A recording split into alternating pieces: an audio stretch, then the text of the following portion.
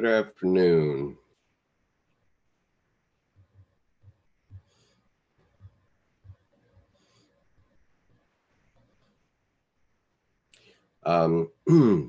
Last night I attempted to read Nox Quarta, but that didn't work out too well because either I was just too darn tired at 1 or 12:30 at night when 0030, or I was hypnotized by the material, and so I kept losing my place. And so I decided to just start over. And so this will be a second reading of Nox Quarta. If you were here last night, you might have heard this, but it was of limited value, I suppose. So I'm going to go ahead and read it now. So I'm reading from the Red Book by C.G. Jung, Reader's Edition. And this is from Liber Secundus. Nox Quarta. I hear the roaring of the morning wind which comes over the mountains. The night is overcome, when all my life was subject to eternal confusion and stretched out between the poles of fire. My soul speaks to me in a bright voice. The door should be lifted off its hinges to provide a free passage between here and there, between yes and no, between above and below, between right and left. Airy passages should be built between all opposed things. Light, smooth streets should lead from one pole to the other. Scales should be set up, whose pointer sways gently. A flame should burn that cannot be blown out by the wind. A stream should flow to its deepest goal. The herds of wild animals should move to their feeding grounds along their old game paths. Life should proceed from birth to death, from death to birth, unbroken like the path of the sun. Everything should proceed on this path.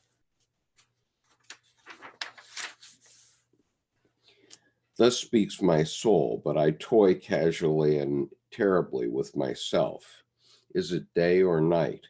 Am I asleep or awake? Am I alive or have I already died?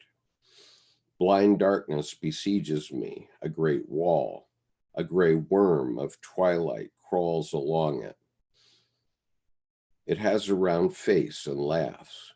The laughter is convulsive and actually relieving. I open my eyes. The fat cook is standing before me. You're a sound sleeper, I must say. You've slept for more than an hour. Really? I have slept? I must have dreamed. What a dreadful play. Did I fall asleep in this kitchen? Is this really the realm of the mothers? Have a glass of water. You're still thoroughly drowsy. Yes, the sleep can make one drunk. Where is my Thomas? There it lies. Open the 21st chapter. Quote, my soul, in everything and yet beyond everything, you must find your rest in the Lord, for he is the eternal rest of the saints. I read this sentence aloud. Is not every word followed by a question mark? If you fell asleep with this sentence, you must really have had a beautiful dream. I certainly dreamed, and I will think about the dream. Incidentally, can you tell me whose cook you are? Cook. The librarian's. He loves good cooking, and I have been with him for many years. Now, interestingly, at this point in the Red Book, there is an image, and I'm going to show you the image and read the footnote that goes along with this image. So here is the image that appears at this point in the folio edition. And the footnote is as follows. This is the golden fabric in which the shadow of God lives. Okay, so Dr. Jung is depicting the shadow of God in the golden fabric here. Okay. Fat cook. Yes, you must know that he's a gourmet. Aye. Farewell, Madam Cook, and thank you for your accommodation. Fat cook. You are most welcome, and the pleasure was entirely mine. Now I am outside, so that was the librarian's cook. Does he really know what food is prepared inside? He has certainly never gone in there for a temple sleep. I think that I'll return the Thomas Kempis to him. I enter the library. Librarian. Good evening. Here you are again. Aye. Good evening, sir. I've come to return the Thomas. I sat down for a bit in your kitchen next door to read without suspecting that it's your kitchen. Librarian. Please, there's no problem whatsoever. Hopefully my cook received you well. I can't complain about the reception. I even had an afternoon sleep over Thomas. Librarian. That doesn't surprise me. These prayer books are terribly boring. Yes, for people like us, but your cook finds the little book very edifying. Librarian. Well, yes, for the cook. Allow me the indiscreet question. Have you ever had an incubation sleep in your kitchen? Librarian. No, I've never entertained such a strange idea. Let me say that you'd learn a lot that way. Let me say that you'd learn a lot that way about the nature of your kitchen. Good night, sir. After this conversation, I left the library and went outside into the anteroom, where I approached the green curtains. I pushed them aside, and what did I see? I saw a high-ceilinged hall before me, with a supposedly magnificent garden in the background. Klingsor's magic garden, it occurred to me at once. I had entered a theater. Those two over there are part of the play, Amfortas and Kundry. Or rather, just what am I looking at? It is the librarian and his cook. He is ailing and pale and has a bad stomach. She is disappointed and furious. Klingsor is standing to the left, holding the feather the librarian used to tuck under his ear. How closely Klingsor resembles me. What a repulsive play. But look, Parsifal enters from the left. How strange, he also looks like me. Klingsor venomously throws the feather at Parsifal, but the latter catches it calmly. Just check something here.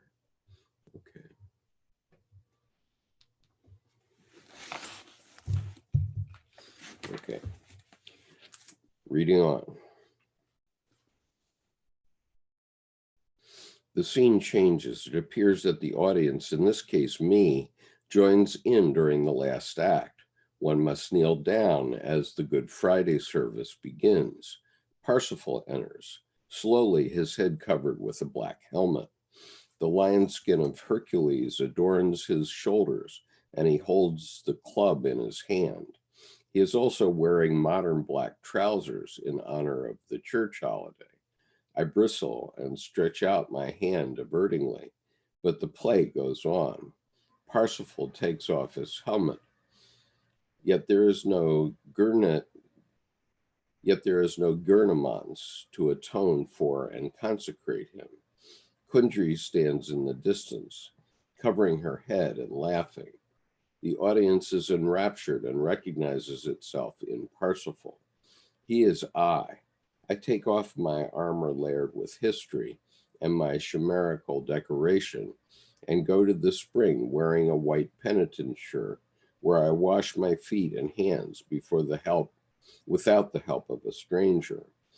Then I also take off my penitent shirt and put on my civilian clothes. I walk out of the scene and approach myself. I, who am still kneeling down in prayer as the audience, I rise and become one with myself. What would mockery be if it were not true mockery? What would doubt be if it were not true doubt? What would opposition be if it were not true opposition? He who wants to accept himself must also really accept his other. But in the yes, not every no is true, and in the no, every yes is a lie. But since I can be in the yes today and in the no tomorrow, yes and no are both true and untrue. Whereas yes and no cannot yield because they exist, our concepts of truth and error can. I presume you would like to have certainty with regard to truth and error. Certainty within the one is not only possible, but also necessary, although certainty in one is protection and resistance against the other. If you are in one, if you are in one, your certainty about the other excludes the other. But how can you then reach the other? And why can the one not be enough for us? One cannot be enough for us since the other is in us.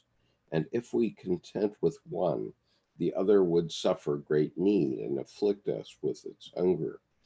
But we misunderstand this hunger and still believe that we are hungry for the one and strive for it even more adamantly. Through this, we cause the other in us to assert its demands on us even more strongly. If we are then ready to recognize the claim of the other in us, we can cross over into the other to satisfy it. But we can thus reach across, since the other has become conscious to us.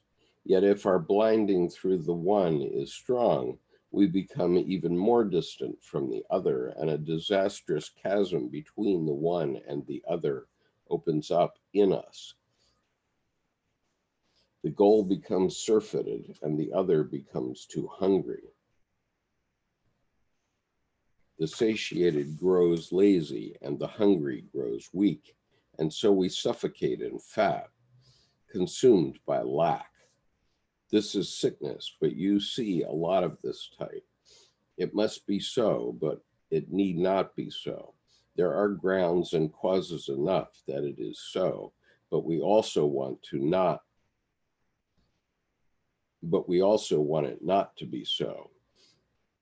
For man is afforded the freedom to overcome the cause, for he is creative in and of himself.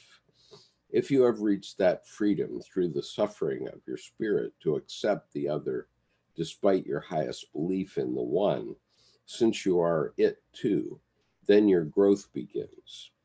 If others mock me, it is nevertheless them doing this, and I can attribute guilt to them for this, and forge to mock myself, and forget to mock myself. But he who cannot mock himself will be mocked by others. So accept your self-mockery so that everything divine and heroic falls from you, and you become completely human. What is divine and heroic in you is a mockery to the other in you. For the sake of the other in you, set off your admired role, which you previously performed for your own self, and become who you are. He who has the luck and misfortune of a particular talent falls prey to believing that he is this gift. Hence, he is also often its fool. A special gift is something outside of me. I am not the same as it. The nature of the gift has nothing to do with the nature of the man who carries it. It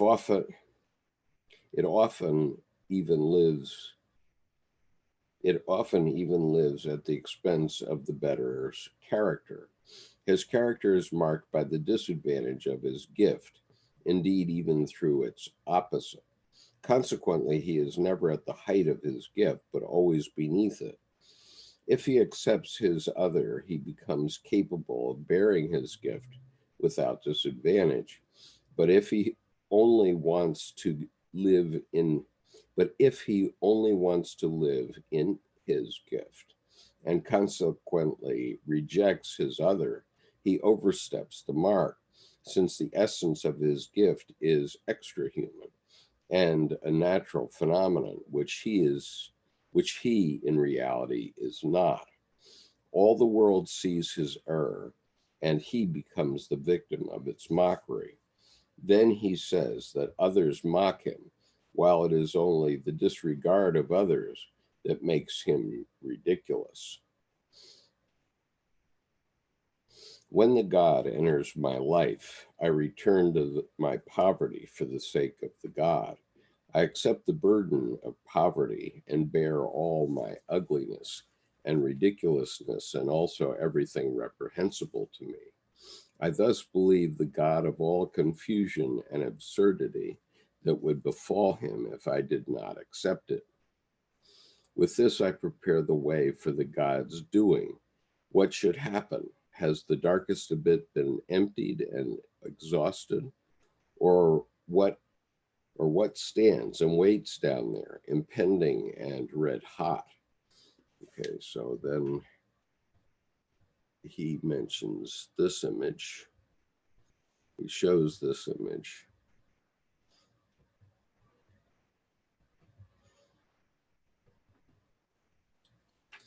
Okay. And the footnote in this image is, and Atma Victu,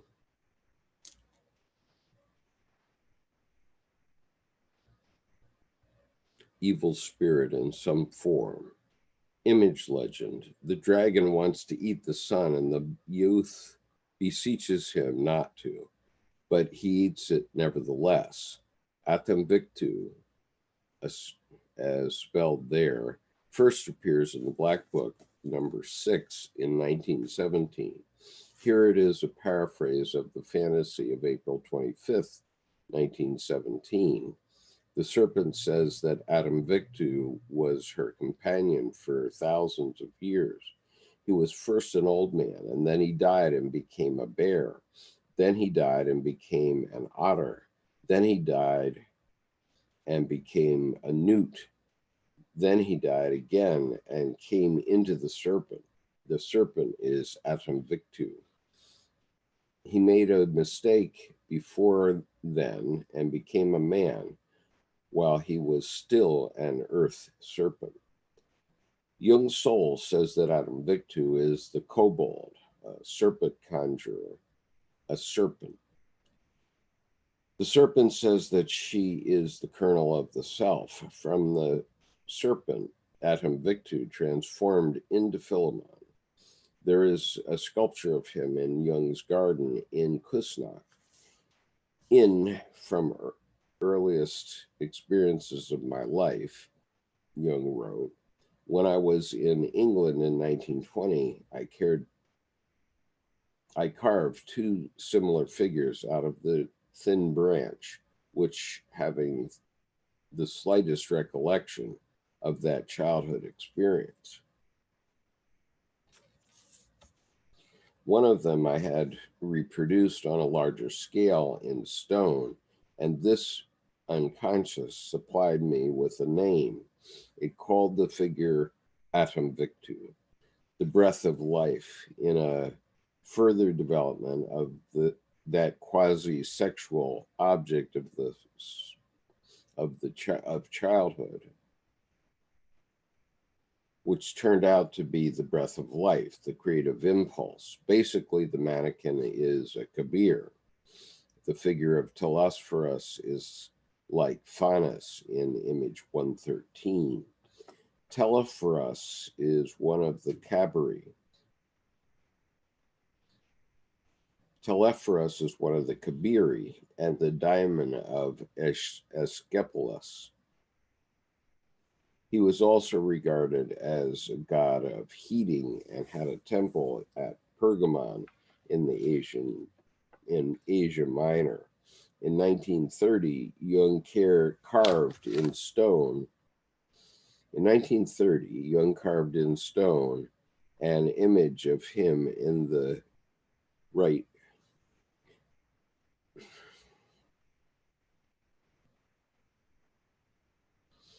Hmm.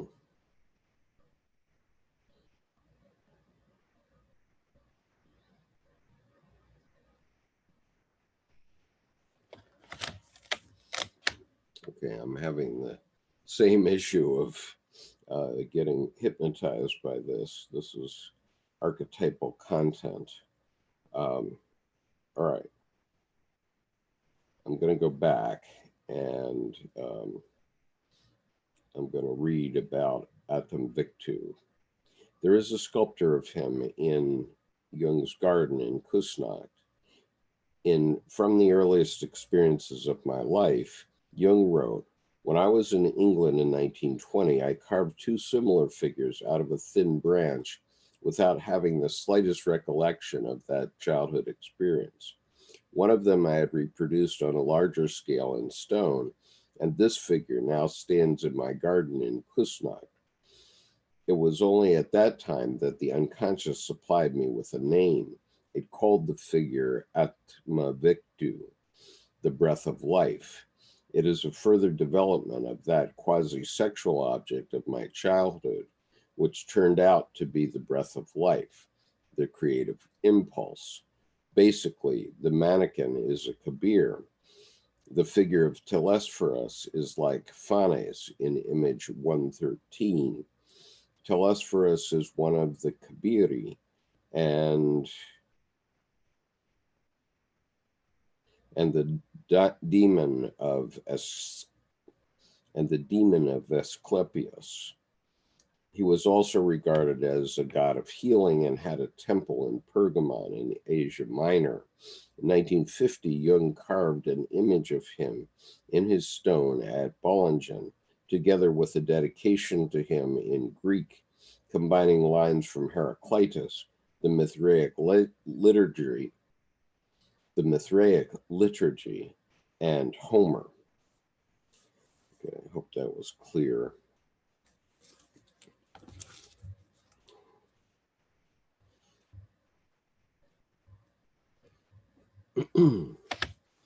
Okay, so it's not just that it was late at night. this material is kind of hypnotizing. So Nicholas, who was here last night, yes, I like the innovation to make rides shorter. Just fill the elevators with mirrors. Self-reflection takes the drudgery out of waiting, keeps people occupied. Yep. Maybe it hypnotizes them into spending more money in the casino too. Anyway, okay, reading on in the text. Which fire has not been put out, and which embers are still ablaze? We sacrificed innumerable victims to the dark depths, and yet it still demands more. What is this crazy desire, craving satisfaction? What mad cries are these? Who among the dead suffers thus? Come here and drink blood so that you can speak. Why do you reject the blood? Would you like milk or the red juice of the vine? Perhaps you would rather have love for the dead, being in love with the dead. Are you perhaps demanding the seeds of life for the fated 1,000-year-old body of the underworld? An unchaste, incestuous lust for the dead? Something that makes the blood run cold? Are you demanding a lusty commingling with corpses? I spoke of acceptance, but you demand to seize, embrace, copulate. Are you demanding the desecration of the dead? That prophet, you say, lay on the child and placed his mouth on the child's mouth, and his eyes on its eyes, and its hands on its hands, and he thus splays himself over the boy, so that the child's body became warm. But he rose again and went here and there in the house before he mounted anew and spread himself over him again. The boy snorted 7 times. Then the boy opened his eyes. So shall your acceptance be, so shall you accept. Not cool, not superior, not thought out, not obsequious, not as a self-chastisement, but with pleasure, precisely with this ambiguous, impure pleasure, whose ambiguity enables it to unite with the higher, with that holy evil pleasure of which you do not know whether it be virtue or vice, with that pleasure which is lusty, repulsiveness, lecherous fear, sexual immaturity. One wakens the dead with this pleasure. Your lowest is in a sleep resembling death and needs the warmth of life, which contains good and evil inseparably and indistinguishably. This is the way of life. You can call it neither evil nor good, neither pure nor impure. Yet this is not the goal, but the way and the crossing. It is also the sickness and the beginning of recovery. It is the mother of all abominable deeds and all salutary symbols. It is the most primordial form of creation, the very first dark urge that flows through all secret hiding places and dark passages, with the unintentional lawfulness of water and from unexpected places in the loose soil, swelling from the finest cracks to fructify the dry soil. It is the very first secret teacher of nature, teaching plants and animals the most astonishing and supremely clever skills and tricks which we hardly know how to fathom. It is the great sage who has superhuman knowledge, who has the greatest of all the sciences, who makes order out of confusion, and who prophesies the future clairvoyantly out of the ungraspable fullness. It is the serpent-like, perishable, and beneficial, the dreadfully and ridiculously demonic.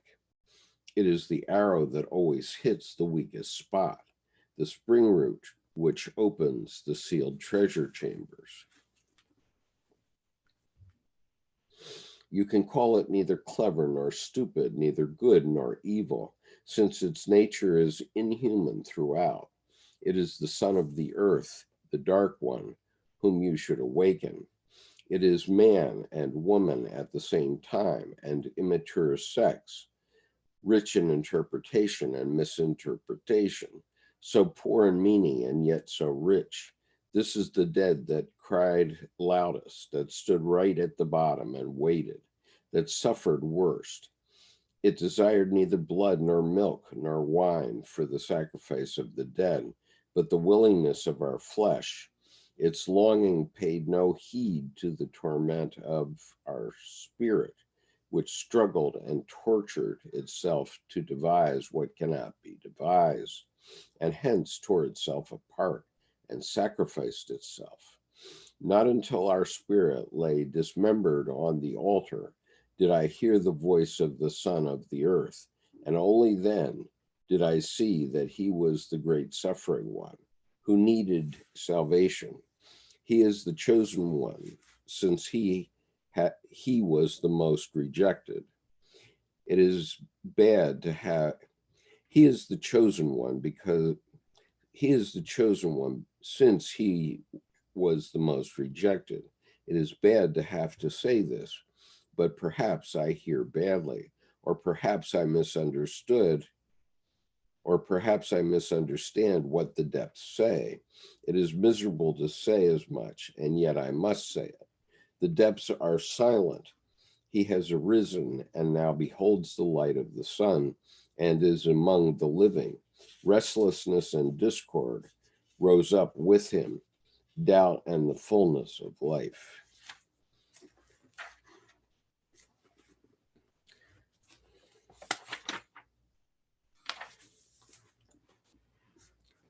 Little okay.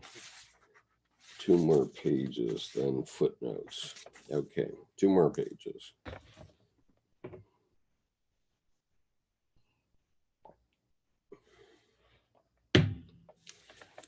Amen. It is finished. What was unreal is real. What was real is unreal. However, I may not. I do not want to. I cannot. O human wretchedness, O unwillingness in us, O doubt and despair. This is really Good Friday, upon which the Lord died and descended into hell and completed the mysteries. This is the Good Friday when we complete the Christ in us and we descend to hell ourselves. This is the Good Friday on which we moan and cry to will the completion of Christ. But after his completion, we go to hell.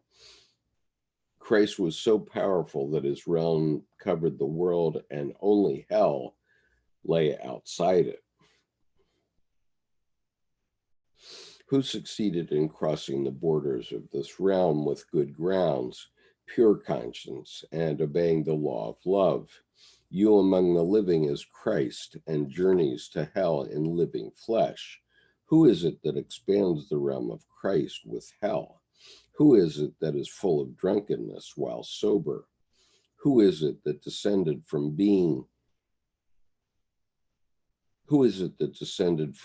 one into being two? Who is it that tore apart his own heart to unite what has been separated? I am he, the nameless one, who does not know himself, and whose name is concealed even from himself. I have no name, since I have not yet existed, but have only just become. To myself I am an Anabaptist and a stranger. I, who I am not.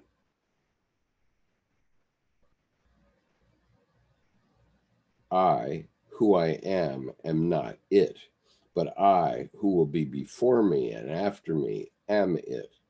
In that I abased myself. I elevated myself as another. In that I accepted myself. I divided myself into two, and in that I united myself with myself. I become the smaller part of myself. I am this in my consciousness. However, I am thus in my consciousness, as if I were also separated from it. I am not in my second and greater state, as if I were this second and greater one myself, but I am always in ordinary consciousness, yet so separate and distinct from it, as if I were in my second and greater state. But without the consciousness of really being it, I have even become smaller and poorer. But precisely because of my smallness, I can be conscious of the nearness of the great. Now, he's asked us for another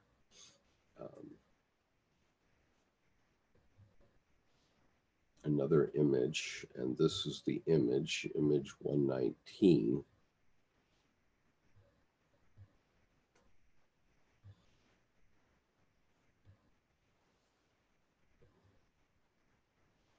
Okay.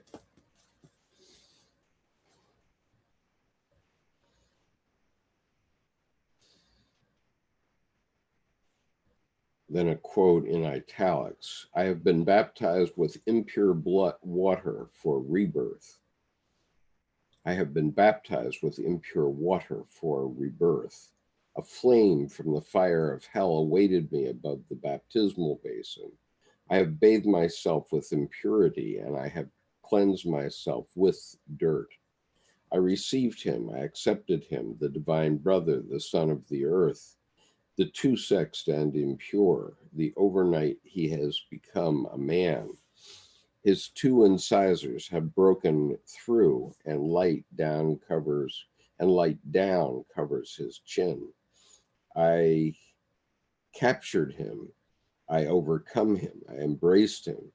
He demanded much from me, and yet brought everything with me, for he is rich, and the earth belongs to him.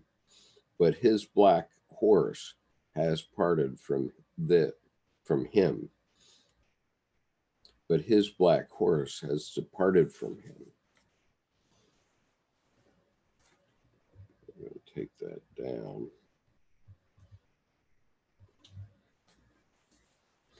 Truly, I have shot down a proud enemy. I have forced a greater and stronger one to be my friend.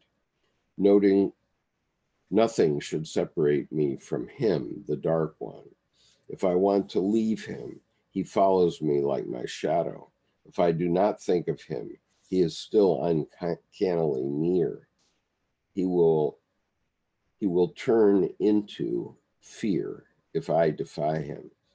I must amply commemorate him. I must prepare a sacrificial meal for meal. I shall fill a plate for him at my table. Much that I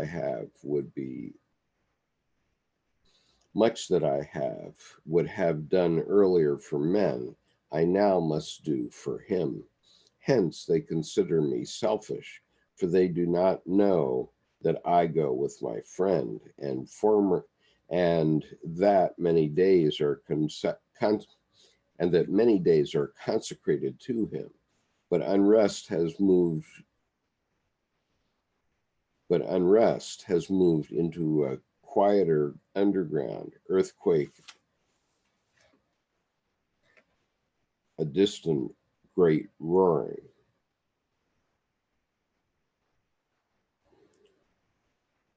Ways have been opened to the primordial and to the future. Miracles and terrible mysteries are close at hand.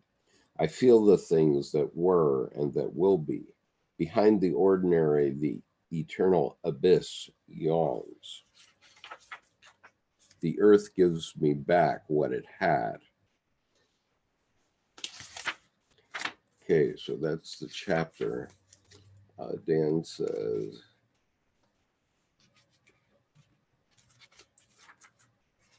that shadow god in TGE Golden Fabric picture looks really Lewis Carroll-like. Yes, it does. You're quite right about that.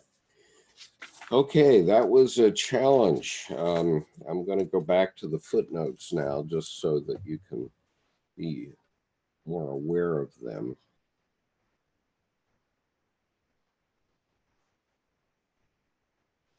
And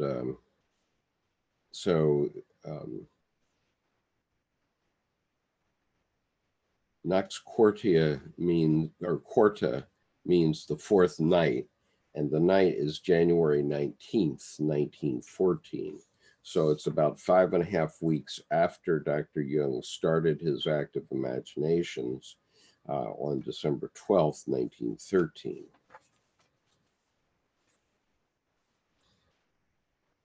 And then let's see. Footnote 217. Did I fall asleep in this kitchen? Is this really the realm of the mothers? And the footnote reads, in the first act of the second part of Goethe's Faust, Faust has to descend to the realm of the mothers. There has been much speculation concerning the meaning of this term in Goethe. To Eckermann, Goethe stated that the source for the name was from Plutarch.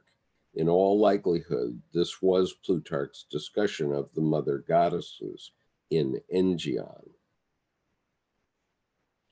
In 1958, Jung identified the realm of the mothers with the collective unconscious. So, 1958, Jung identified the realm of the mothers with the collective unconscious.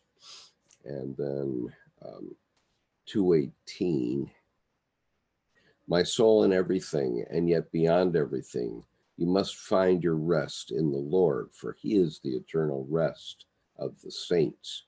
And the footnote is to The Imitation of Christ, chapter 21, page 124. And then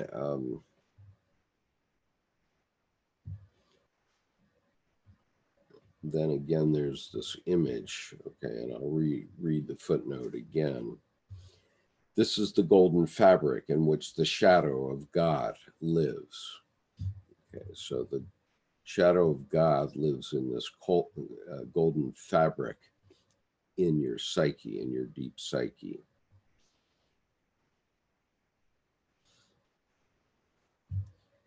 And then on page 263,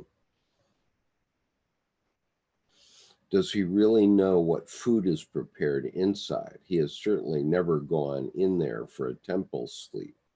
The footnote reads, Jung is referring to the Greek practices of dream incubation.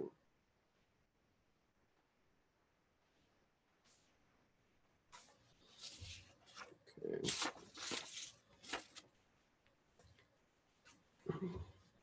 On page 364, the text reads, I rise and become one with myself. And the footnote reads, in Parsifal, Wagner presented his reworking of the Grail Legend. The plot runs as follows. Titurel and his Christian knights have the Holy Grail in their keeping in their castle with a sacred spear to guard it. Klingsor is a sorcerer who seeks the Grail. He has enticed the keepers of the Grail into his magic garden, where there are flower maidens and the enchantress Kundry.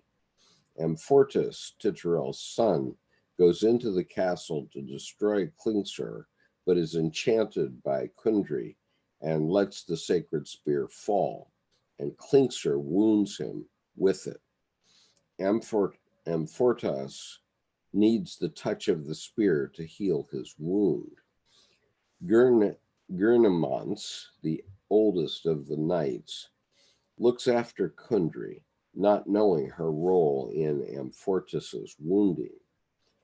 A voice from the Grail sanctuary prophesies that only a youth who is guileless and innocent can regain the spear. Parsifal enters, having killed a swan, not knowing that his name or the name of his father. The knights hope that he is this youth. Gurnemans takes him to Klingsor's castle. Klingsor orders Kundry to seduce Parsifal. Parsifal defeats Klingsor's knights. Kundry is transformed into a beautiful woman, and she kisses him. From this, he realizes that Kundry seduced Amfortas, and he resists her.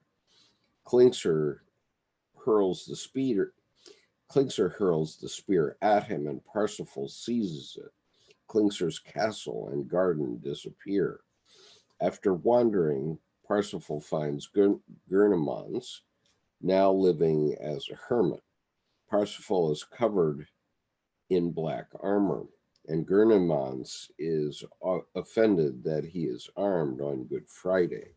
Parsifal lays his spear again before him and removes his helmet and arms. Gurnemans recognizes him and anoints him king of the Knights of the Grail. Parsifal baptizes Kundry. They go into the castle and ask Amfortas to uncover the Grail. Amfortas asks them to slay him. Parsifal enters and touches his wound with the spear. Amfortas is transfigured, and Parsifal radiantly holds up the Grail. On May 16, 1913, Otto Mensendek gave a presentation to the Zurich Psychoanalytical Society on the Grail Parsifal saga. In this discussion, Jung said, Wagner's exhaustive treatment of the legend of the Holy Grail and Parsifal would need to be supplemented with the synthetic view that the various figures correspond to various artists' aspirations. The incest barriers will not serve to explain that Kundry's ensnarement fails. Instead, this has to do with an activity of the psyche to elevate human aspirations even higher. Jung put forward a psychological interpretation of Parsifal in collected work 6, paragraphs 371 and 72.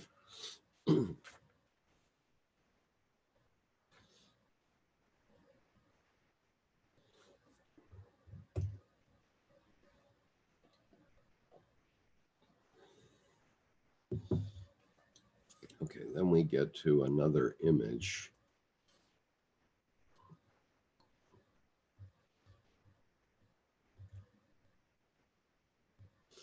That is this one, which I had up before. I think I may have read the footnote before, but let me read it again now. Oh, what stands and waits down there, impending and red hot.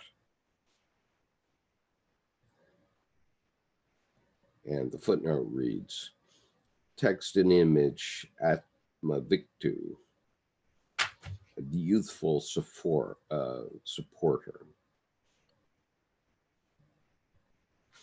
Evil spirit in some men. The image legend is, the dragon wants to eat the sun and the youth beseeches him not to, but he eats it nevertheless. Atma Victu, as spelled there, first appears in the Black Book 6 in 1917. Here's a paraphrase of the fantasy of April 25, 1917. The serpent says that Atma Victu was her companion for 1,000 years. He was first an old man, and then he died and became a bear. Then he died and became an otter. Then he died and became a newt. Then he died again and came into the serpent. The serpent is the earth serpent. Jung's soul says that Atma Victu is a kobold, a serpent conjurer, a serpent.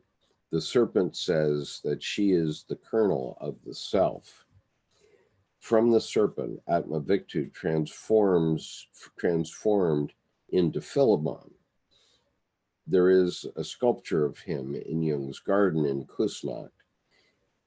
From earliest experiences of my life, quote unquote, Jung wrote, when I was in England in 1920, I carved 2 similar figures out of thin branch without having the slightest recollection of that childhood experience. One of them I had reproached on a larger scale in stone, and this figure now stands in my garden in Kusnacht. It was only at that time that the unconscious supplied me with a name. It called the figure Atma Victu, the breath of life. It is a further development of the quasi-sexual object of my childhood, which turned out to be the breath of life, the creative impulse. Basically, the mannequin is a Kabir. The figure of Telesphorus is like Phanes in image 113. Telesphorus is one of the Kabiri and the demon of and the demon of Asclepius. He was also regarded as a god of hearing and had a temple at Pergamon in Asia Minor. In 1950, Jung carved an image of him in his stone at Bollingen, together with a dedication to him in Greek, combining lines from Heraclitus, the Mithraic liturgy, and Homer.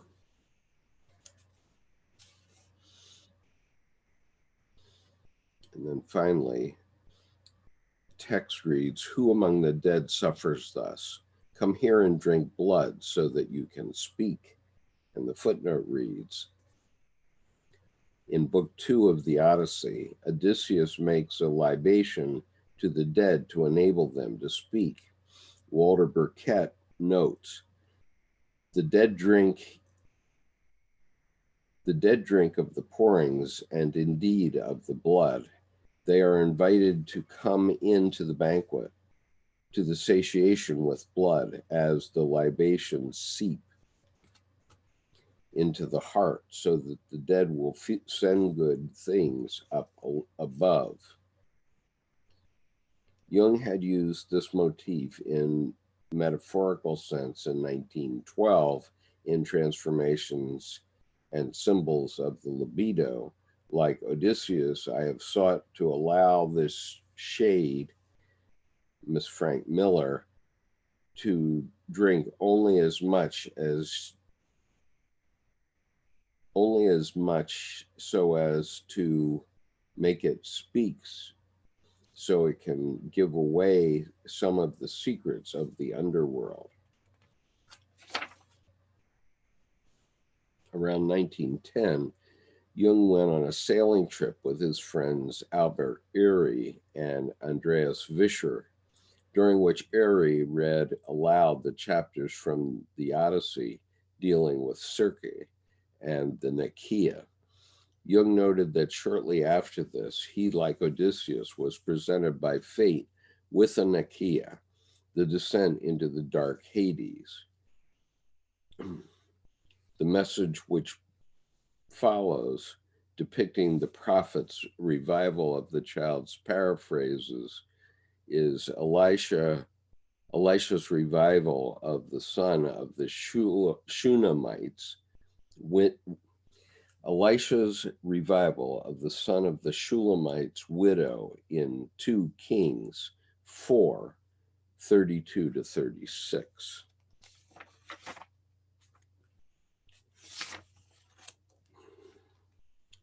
Okay, then the text reads, "This is really Good Friday, upon which the Lord died and descended into hell and completed the mysteries." And the footnote simply reads, see page 167 above. And then footnote,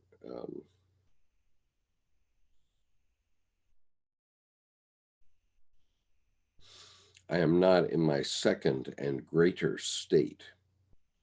And the footnote reads, image lesson, the accursed dragon has eaten the sun, its belly being cut open, and he must not hand over the gold of the sun together with his blood. This is the turning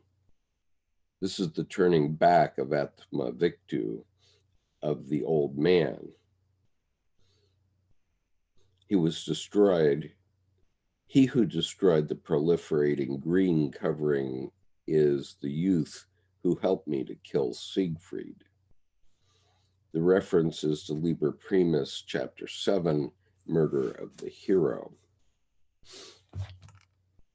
And then the text reads, hence they consider me selfish, for they do not know that I go with my friend and that many days are consecrated to him.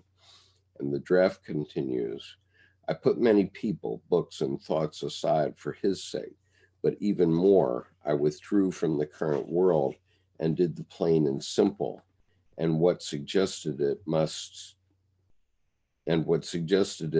immediately to serve this secret purpose by serving him, the Dark One. I encounter another on the path of mercy. If intentions and wishes torment me, think, feel, and do what lies closest. Thus, what is more remote teaches me.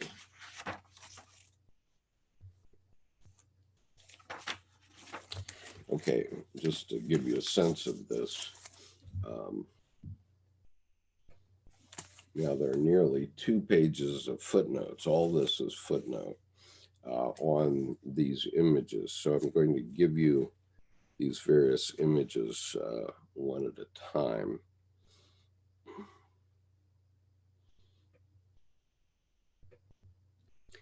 So this is image 121.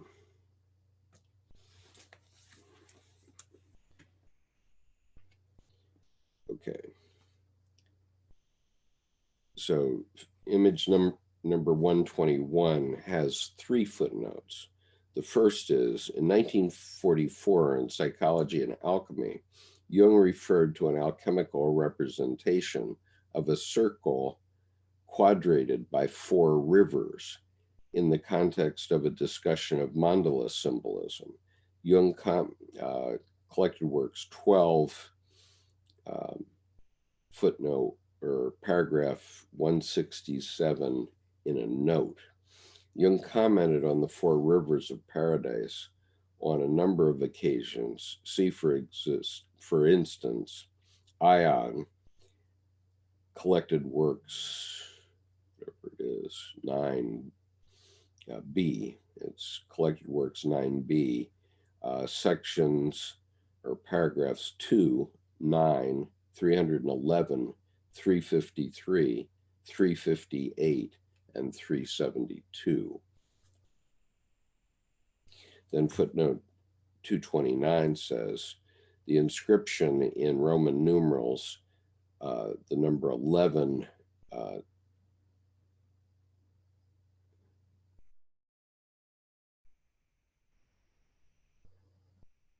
1919.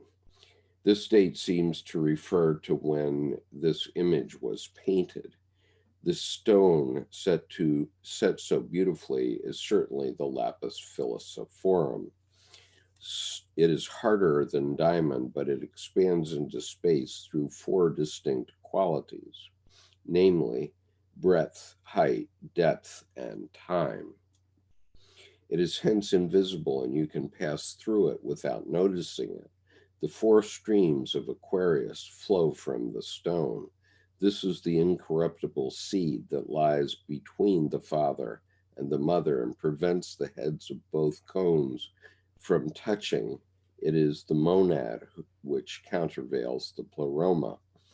On the pleroma, see below page 509 and following, concerning the reference of the incorruptible seed, see the dialogue with Ha in the note to image 94, page 326, note 157. And then finally, note 230. On June 3rd, 1918, Jung's soul described Philemon as the joy of the earth. The demons become reconciled in the one who has found himself, who is the source of all four streams of the source bearing earth.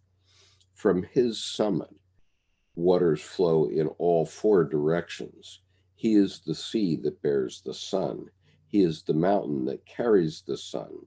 He is the father of all four great streams. He is the cross that binds the four great demons. He is the incorruptible seed of nothingness, which falls accidentally through space. This seed is the beginning, younger than all other beginnings, older than all endings. That was from Black Book 7, page 61. Some of the motifs in this statement may have some connections with this image. There is a gap between July 1919 and February 1920 in Black Book 7, during which time Jung was presumably writing psychological types. On February 23rd, he made the following entry, quote, "What lies between appears in the Book of Dreams, but even more in the images of the Red Book." In dreams, Jung noted another 8 dreams during this period and a vision at night in August 1919 of 2 angels, a dark transparent mass, and a young woman. This suggests that the symbolic process continues in the paintings in the calligraphic volume, which do not appear to have direct cross-references to either the text in Liber Novus or the Black Books. In 1935, Jung put forward a psychological interpretation of the symbolism of medieval alchemy, viewing the philosopher's stone, the goal of the alchemical opus, as a symbol of the self.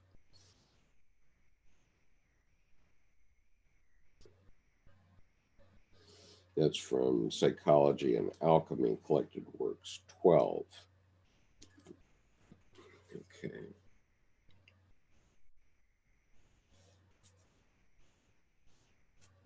So then this image, which has 2 footnotes, image number 122. The inscription, 4 December 1919. This date seems to refer to when the image was painted. This is the backside of the gem.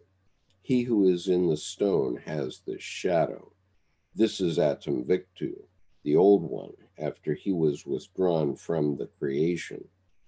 He has returned to endless history where he took his beginning. Once more he became stony residue, having completed his creation. In the form of Izdubar, he has outgrown and delivered Philemon and Ka from him. Philemon gave the stone, Ka the something. There's a symbol here, which is a dot with a circle around it. The final character appears to be the astrological symbol for the sun. Okay, so that must be it. So that dot with the circle is actually an astrological symbol for the sun. And then footnote 132. On Atum Victu, see note to image 117. On May 20th, 1917, Philemon said, "As Atum Victu, I committed the error and became human. My name was Izdubar. I approached him as just that. He paralyzed me. Yes, man paralyzed me and turned me into a dragon serpent. Fortunately, I recognized my error, and the fire consumed the serpent. And thus Philemon came into being. My form is appearance. Previously, my appearance was form." In Memories, Jung said, "Later Philemon became relativized by yet another figure, whom I called Ka. In ancient Egypt, the king's Ka was his earthly form, the embodied soul. In my fantasy, the Ka soul came from below, out of the earth, as out of a deep shaft.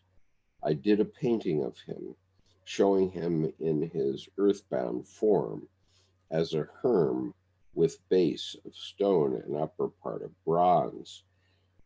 High up in the painting appears a kingfisher's wing, and between it and the head of Ka floats a round, glowing nebula of stars. Ka's expression has something demonic about it.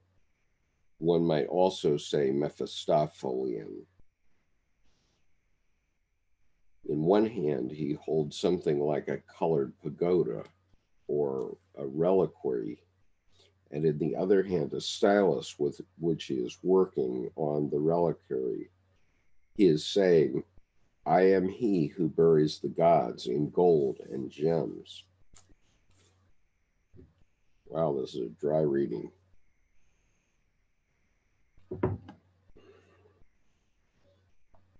Sorry.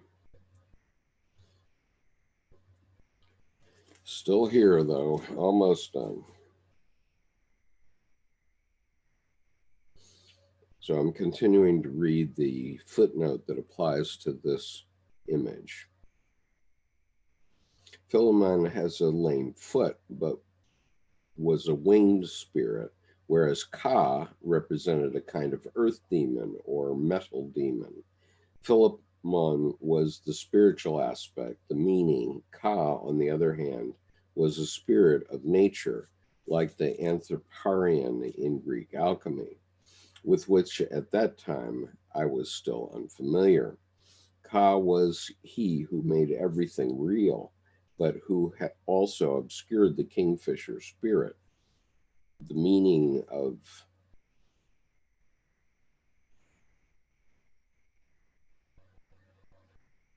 but who also obscured the kingfisher spirit, the meaning, or replaced it by beauty, the eternal reflection.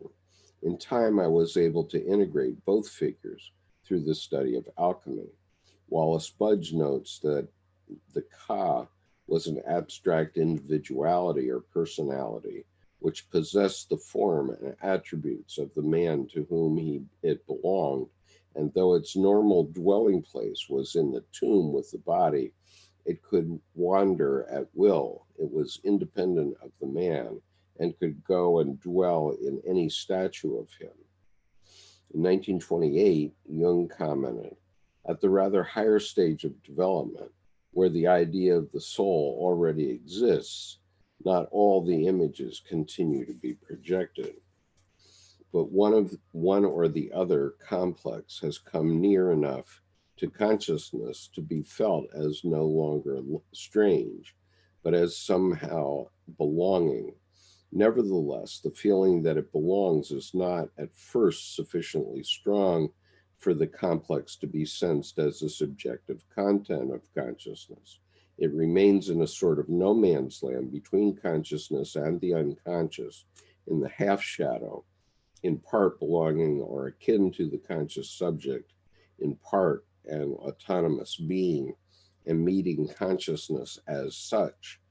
At all events, it is not necessarily obedient to the subject's intentions or of supernatural information.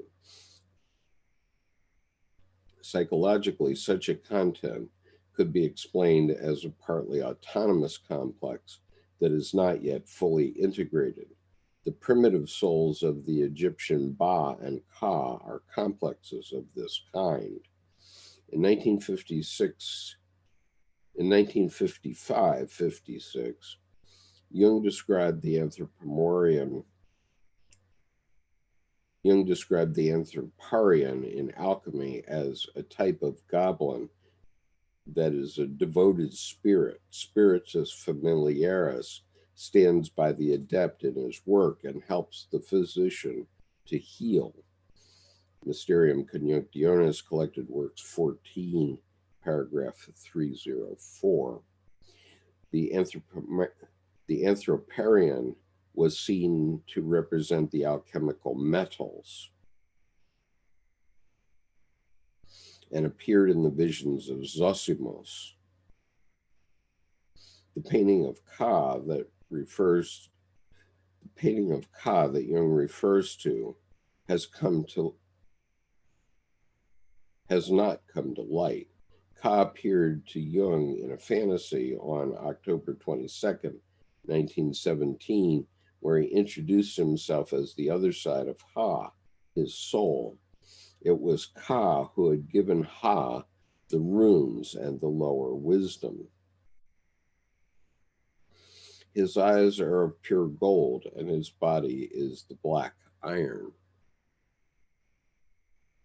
He tells Jung and his soul that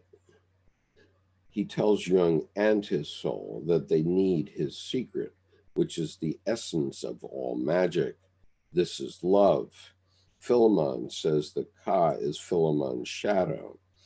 On November 20th, Ka calls Philemon his shadow and his herald.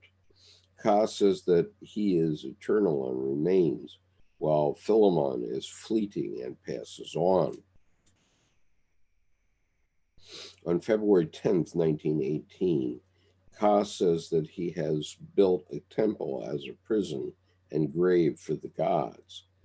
Ka features in Black Book 7 until 1923. During this period, Jung attempts to understand the connection among Ka, Philemon, and the other figures, and to establish the right relation to them. On October 15th, 1920, Jung discussed an unidentified picture with Constance Long, who was in analysis with him. Some of the comments she noted shed light on his understanding of the relationship of Philemon and Ka. The two figures are either side. The two figures on either side are personifications of dominance, fathers. The one is the creative father, Ka, the other Philemon, that one whom gives form and law, the formative instinct. Ka would equal Dionysus, and P equals Apollo. Philemon gives formulation to the things within elements of the collective unconscious. Philemon gives the idea maybe of a gold, but it remains floating, distant, and indistinct, whereas all the things he invents are winged. But Ka gives substance and is called the one who buries the gods in gold and marble. He has a tendency to misprison them in matter, and so they are in danger of losing their spiritual meaning or becoming buried in stone. So the temple may be the grave of God, as the church has become the grave of Christ. The more the church develops, the more Christ dies. Ka must not be allowed to produce too much. He must not depend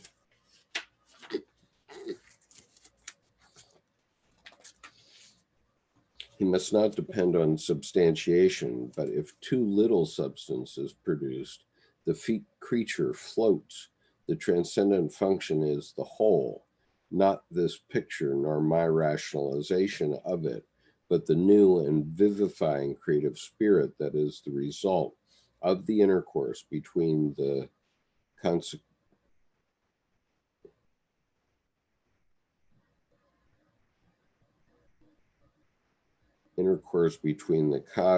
intelligence and the creative side. Ka is sensation, P is intuition. He is too superhuman. He is Zarathustra, extravagantly superior in what he says and cold. CG has not printed the questions he addressed to P on his answers. Ka and Philemon are bigger than the man. They are superhuman. Disintegrated into them, one is the God, one is the Kal Unk, or the collective unconscious. Disintegrated into them, one is in the collective unconscious. Okay, so we finally finished Nox Quarta. I'm sorry it was so herky-jerky, but it's not easy reading, is what I can say. It's, but at least now I've proved that I've read it at least all the way through. And Dan says it really is hypnotizing. Siegfried bathing in the blood of the dragon, absolutely. And Grenade says the Red Book is Jung's magnum opus. No, really, the Red Book is the prima materia. It's the original material from which the magnum opus ultimately developed. And probably, Dr. Jung would say that the magnum opus is really Mysterium Conjunctionis. But I would say that it's the combination of psychology of the unconscious, ion, and Mysterium Conjunctionis. If you pull all of those together, plus Answer to Job, which is kind of the layman's cheat sheet to the whole thing, because in Answer to Job, Jung speaks in very specific terms about what's going on vis-a-vis religion, which is very important. And Dan says the gift sounds similar to what happens in the Gollum novel. Interesting. So anyway, I'm totally hypnotized now, so I'm going to excuse myself. I hope this has been beneficial to all of you, and I will try to do some more. Probably not today. This was a big push today, but the next chapter is extremely interesting. It's the Three Prophecies, which took place on January 22nd, 1914. And as you can see, I've marked this up quite dramatically in red. And then the chapter after that is The Gift of Magic, which is also an extremely important chapter. And then finally, I think, then we get to the Way of the Cross, and finally the Magician. So I have 3 more days reading before we get to the Magician, and then the Magician is about 60 pages long, so that's going to take probably 6 or 7 days to completely read. It's quite extensive. So anyway, there we have it. That was part 36 of the Red Book by C.G. Jung, and I was reading from the Reader's Edition. The images came from the folio edition, which you can see over my shoulder here, and which you can also find on the internet. Granat says, I need to buy this book, most rereadable book ever. Yeah, I would say so. You really have to read it a number of times before it starts to sink in what he's talking about, which is quite amazing, actually. So we'll see you again soon. Take care now.